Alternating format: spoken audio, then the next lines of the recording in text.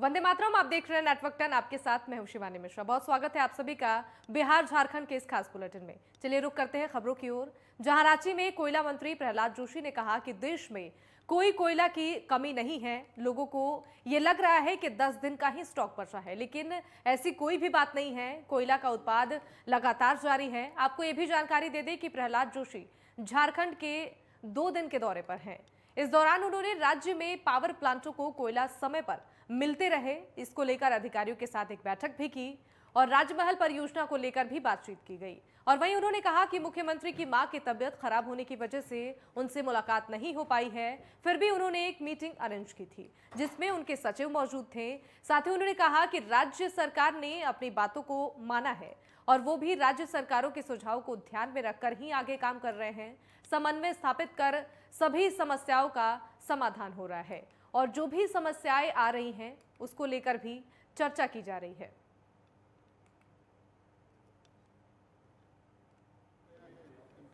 कहना चाहता हूँ, जो गैस बेस्ड पावर प्लांट था वो भी बंद हो गया है। इम्पोर्टेंट प्राइस बढ़ गए, इसलिए कोई इम्पोर्टेंट प्लांट भी पूरा कैपेसिटी से नहीं चल रहा था। अभी पावर मिनिस्ट्री उसको चलाने के लिए अभी भी डायरेक्शन देने शुरू कर दिया है और डिमांड भी बढ़ गया है, क्योंकि देश का और प्रदेश का भी इकोनॉमी अच्छी तरह से पकड़ गई। इसलिए जहां हम 3.3 बिलियन 3.2 बिलियन करते थे वो 3.5 बिलियन पर डे यूनिट गए हैं। इसलिए लेकिन हमारे आज भी 21-22 million tonne thermal power plants में है, एवरेज मैं बता रहा हूँ, और 72 मिलियन टन कोल इंडिया और जो कैप्टिव वगैरह वगैरह है उधर है। और वहीं मुख्यमंत्री हेमंत सोरेन की मां रूपी सोरेन की तबियत नासाज चल रही है और पिछले दिनों उन्हें रांची के हिल यू हॉस्पिटल में भर्ती कराया गया, लेकिन सेहत में कुछ खास सुधार नहीं देखा गया और उसके बाद उन्हें हैदराबाद में इलाज के लिए फैसला लिया गया है। और वहीं उन्हें हैदराबाद के एशियन इंस्टीट्यूट ऑफ गैस्ट्रोलॉजी में भर्ती करा दिया गया है। आपको ये भी बता दें कि सीएम सोरेन की मां पैंक्रियाज से जुड़ी समस्या से जूझ रही हैं।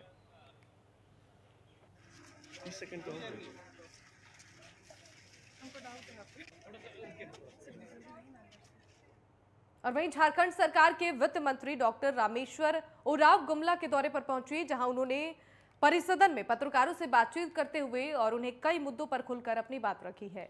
उन्होंने बताया कि राज्य सरकार ग्रामीण क्षेत्रों में विकास योजनाओं को पहुंचाने को लेकर काफी गंभीरता से काम कर रही है और उनका पूरा प्रयास है कि हर घर में खुशहाली का माहौल बन सके।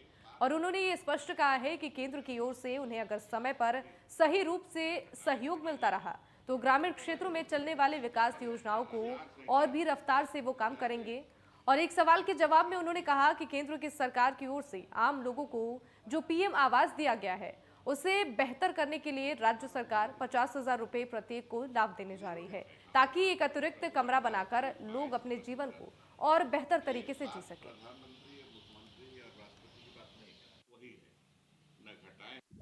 लगभग एक आध राज्य छोड़ करके बाकी सभी राज्यों में लोग चावल मिलता है, लोगों को राशन में माड़ भात खाते हैं। झारखंड ने शुरुआत की है गरीबों को दाल भात खिलाने। दाल में प्रोटीन होता है, तो दाल दे रहे हैं हम लोग ताकि उनको प्रोटीन मिले, पौष्टिक आहार के तरफ खाएं वो लोग। और वहीं जेएमएम सुप्रीमो शिबू सोरेन एक बार फिर से निर्विरोध झारखंड कोयलरी मजदूर यूनियन के अध्यक्ष चुने गए हैं। आपको यह भी जानकारी दे दें कि आज झारखंड कोयलरी मजदूर यूनियन का 7वां अधिवेशन था, जिसे पुराना विधानसभा सभागार में आयोजित किया गया था, जिसमें बीसीसीएल, ईसीसीएल, सीसीएल, बंगाल के महानदी कोल समेत कई कोयलरी मजदूर यूनियन के नेता और साथ ही कार्यकर्ता भी शामिल हुए। इसमें कई तरह के डिसीजन लिए गए हैं। हालांकि अभी अध्यक्ष पद के लिए शिबू सोरेन को ही चुना गया है।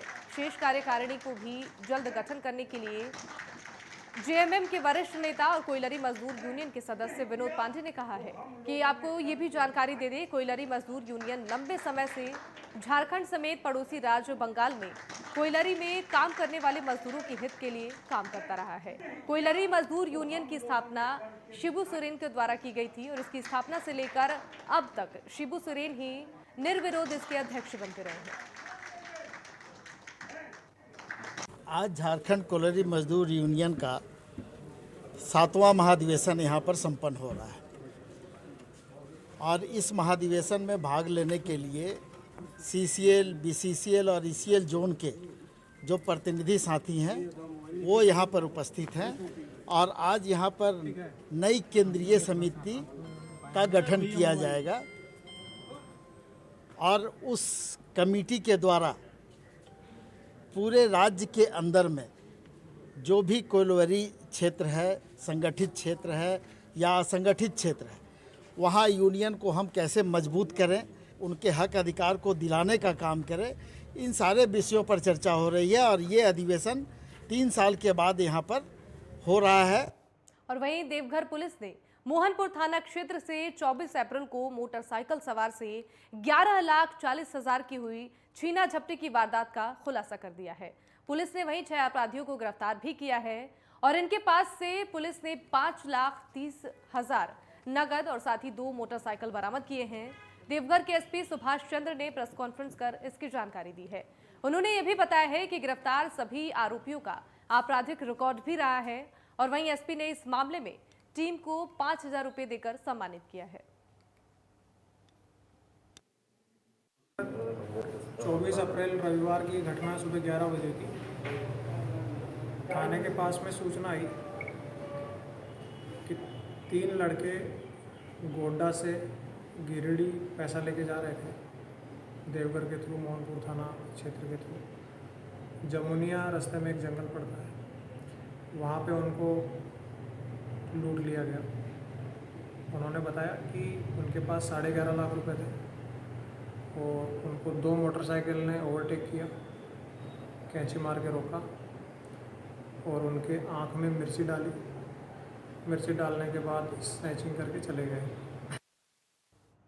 और वहीं धनबाद के गांव शिमोलदान गांव में एक भतीजे ने अपनी चाची की धारदार हथियार से वार कर हत्या कर दी। जानकारी के मुताबिक भतीजे का किसी लड़की के साथ प्रेम प्रसंग चल रहा था और जैसे ही उसकी चाची को ये बात पता चली तो उसके परिवार के सदस्यों को जानकारी देनी चाहिए, तो युवक ने अपनी चाची को मौत के घाट उतार दिया।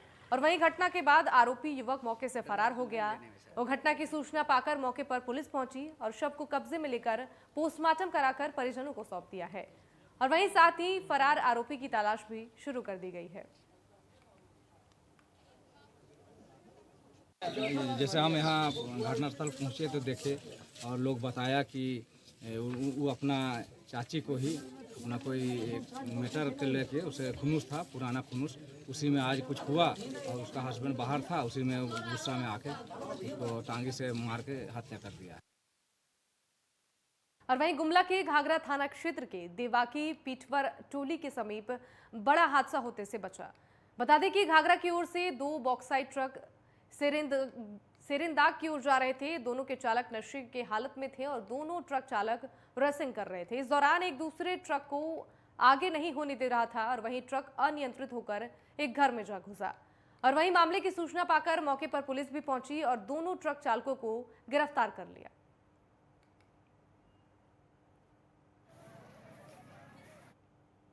और सरायकेला में सड़क हादसे में एक दंपति की मौत हो गई।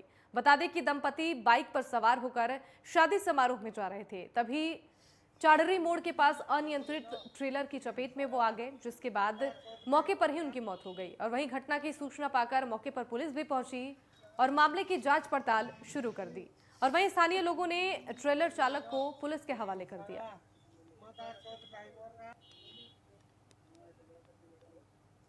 मोटरसाइकिल से जा रहे थे, उधर से टेलर आ रहा था, टेलर वाला ने धक्का मार दिया जिससे दोनों एक्सीडेंट। वक्त यहाँ पर एक छोटी सी ब्रेक का है, जल्द लौटेंगे।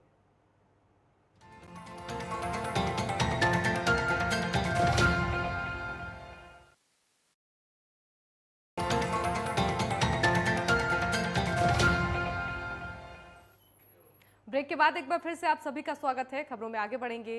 पटना में मुख्यमंत्री नीतीश कुमार ने इफ्तार पार्टी का आयोजन किया। इस दौरान नेता प्रतिपक्ष तेजस्वी यादव, पूर्व स्वास्थ्य मंत्री तेज प्रताप यादव और भारतीय जनता पार्टी से विधायक संजीव चौरसिया ने शिरकत की।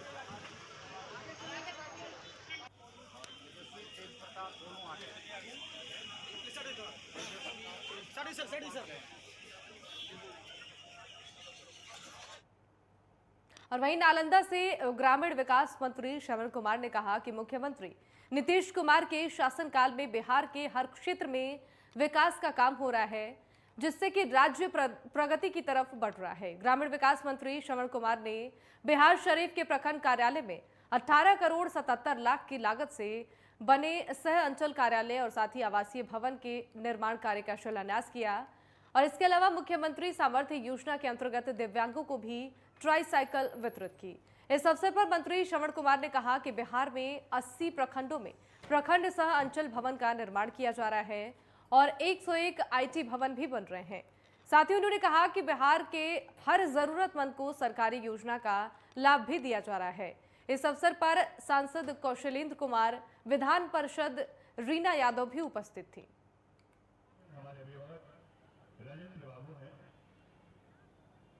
18 करोड़ 77 लाख रुपए की लागत से निर्माण होगा और 1 साल में ये बन करके तैयार हो जाएगा और बहुत ही अच्छा, बहुत ही खूबसूरत भवन बनेगा। तो इस प्रकार से राज्य में 101 IT भवन बन रहे हैं, 80 प्रखंड सा अंचल कार्यालय सा आवासीय परिसर सा निरीक्षण भवन का निर्माण हो रहा है। इस प्रकार से राज्य में विकास हो रहे हैं, तरक्की हो रहे हैं। राज्य को आगे बढ़ाने के लिए नीतीश कुमार जी के शासन में इंफ्रास्ट्रक्चर का निर्माण हो रहा है ताकि हमारे अधिकारी स्मूथली इसको काम कर सकें, ठीक से काम कर सकें, उनको हर प्रकार की सुविधा। और वहीं मधुबनी जिले के जयनगर थाने का ADG KK सिंह ने औचक निरीक्षण किया। इस दौरान उन्होंने कहा कि पुलिस आम लोगों की समस्याओं के समाधान के लिए हमेशा तैयार है। ADG के पहुंचने पर पुलिसकर्मियों ने उन्हें गॉर्ड ऑफ ऑनर दिया। उन्होंने कहा कि राज्य में लागू शराबबंदी कानून को सख्ती से लागू करने के लिए पुलिस हर संभव कोशिश कर रही है। जयनगर थाने का औचक निरीक्षण के क्रम में सब कुछ संतोषजनक पाया गया है। उपस्थित पुलिस पदाधिकारियों को फरार वारंटी के गिरफ्तार में तेजी लाने और साथ ही लंबित मामलों का निष्पादन जल्द करने की बात कही, जबकि थाने में पुरानी कई मामलों की जांच भी की गई। इस दौरान मधुबनी पुलिस अधीक्षक डॉक्टर सत्य प्रकाश, जयनगर DSP विप्लव कुमार और साथ ही थानाध्यक्ष संजय कुमार समेत अन्य पुलिसकर्मी मौजूद थे। जयनगर थाने का भ्रमण किया, क्षेत्र के भी भ्रमण करते हुए मैं आया हूँ यहाँ पे और कुछ अभिलेखों का अवलोकन किया। जैसा कि पहले भी जो रिकॉर्ड्स यहाँ से जाते हैं उनको भी हम लोगों ने स्टडी की और कार्य यहाँ का संतोषजनक है और बेहतर बनाने जो पेंडिंग केसेस हैं और जो गिरफ्तारियाँ बची हुई हैं। और वहीं बगहा में लंबे समय से नोटिस के बावजूद सरकारी जमीन खाली नहीं करने वाले अतिक्रमण के विरुद्ध प्रशासन का बुलडोजर चलना शुरू हो गया है।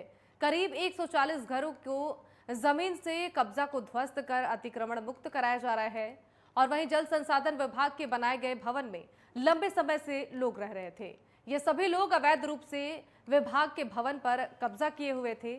शहर में जल संसाधन विभाग से ये पुलिस जिला के कार्यालय बनाने के लिए जमीन आवंटित की गई थी और वहीं आवंटित जमीन को पिछले 3 सालों से अतिक्रमण मुक्त कराने का अभियान भी चल रहा था और प्रशासन की ओर से तमाम नोटिसों और चेतावनी के बाद से भी जमीन को खाली नहीं किया गया था। पूरा प्रशासनिक अमला दमखम के साथ बुलडोजर लेकर उतर गया। बगहा के SDM दीपक मिश्रा, SSP ऑपरेशन देवेश मिश्रा और SDPO कैलाश प्रसाद के नेतृत्व में अतिक्रमणकारियों के विरुद्ध बुलडोजर चलने लगा है। ये गंडक कॉलोनी को पुलिस लाइन बनाने के लिए अतिक्रमण मुक्त कराना जरूरी था और सबको 1 साल से ज़्यादा का लगभग नोटिस भी दिया जा चुका था और उसी क्रम में आज हम लोग अतिक्रमण खाली करा रहे हैं। और वहीं गोपालगंज सदर अस्पताल में न्यूज कवरेज करने गए पत्रकार के साथ अस्पताल प्रबंधक ने बदसलूकी की, जिसके बाद गुस्साए पत्रकारों ने अस्पताल प्रशासन के खिलाफ प्रदर्शन किया और 1 दिन के धरने पर बैठ गए। आपको ये भी जानकारी दे दें कि अस्पताल में जगह जगह पोस्टर चिपकाए गए हैं कि कोई भी पत्रकार बिना अनुमति के अस्पताल में प्रवेश नहीं कर सकता है। न्यूज कवरेज करने के लिए उन्हें अनुमति लेनी होगी।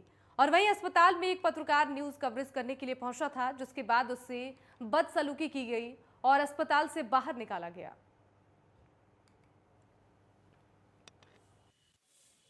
अस्पताल के उपाधीक्षक द्वारा एक तुगलकी फरमान जारी किया गया है, जो चौथे स्तंभ पत्रकारों के अधिकारों के हनन को दर्शाता है, जबकि संविधान कहता है कि उनको ये अधिकार नहीं है कि मीडिया कर्मी अस्पताल परिसर में नहीं जाएगा, हाँ ओटी में नहीं जाएगा, ये नियम कहता है।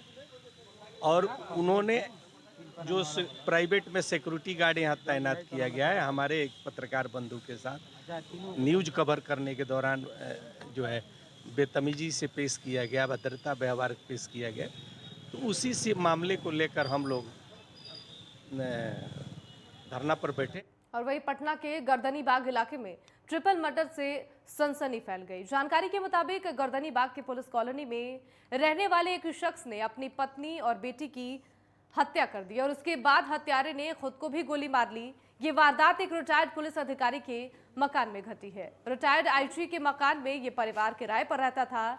जिस शख्स ने अपनी पत्नी और बेटी की हत्या की उसका नाम राजीव बताया जा रहा है और वही बीच सड़क पर उसने अपनी पत्नी और बेटी को गोली मारी और इसके बाद खुद को भी गोली मार ली।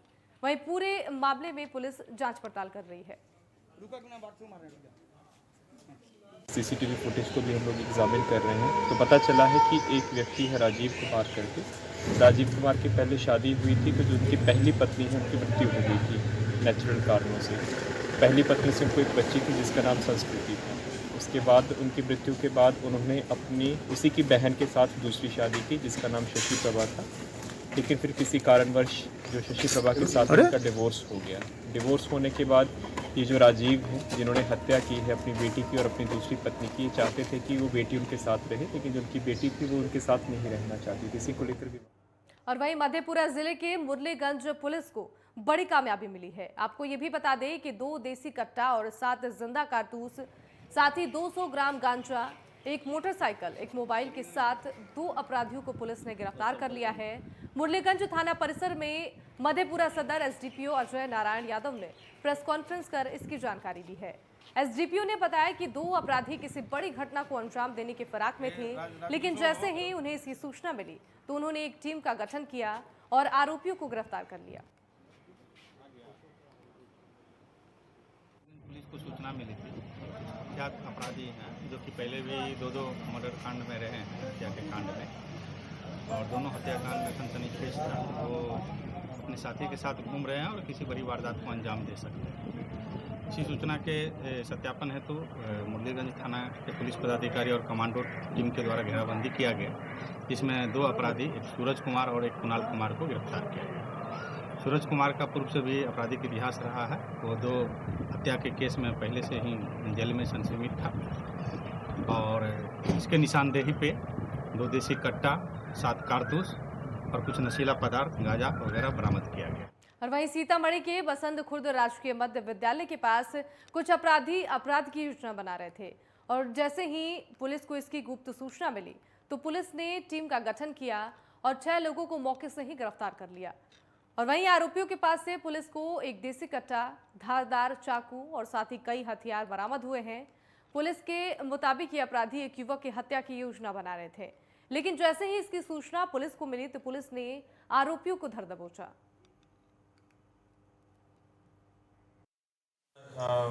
टेक्निकल सर्विलेंस में एक हम लोग के पास इनपुट आया कि कुछ अपराधकर्मी हैं जो इकट्ठा होकर कुछ क्राइम करने वाले हैं। इन लोग के द्वारा लगभग 10-15 दिन से प्लानिंग की जा रही थी, एक सीएसपी लूट के लिए भी और एक हत्या की भी प्लानिंग की जा रही थी। और कल ये लोग एकत्रित हुए थे सुपी थाना के बसंत खुर्द गांव में। तो टेक्निकल टीम जो हमारी है, डिस्ट्रिक्ट इंटेलिजेंस यूनिट और सुपी थाना को इनके गिरफ्तारी के हेतु निर्देश दिया गया था। एक टीम बना करके छापामारी किया गया, तो उसमें कुल स्पॉट से 6 अपराध का। और चलिए इन्हीं खबरों के साथ बिहार झारखंड के इस खास बुलेटिन में बस इतना ही। आप देखते रहिए नेटवर्क 10। जय हिंद।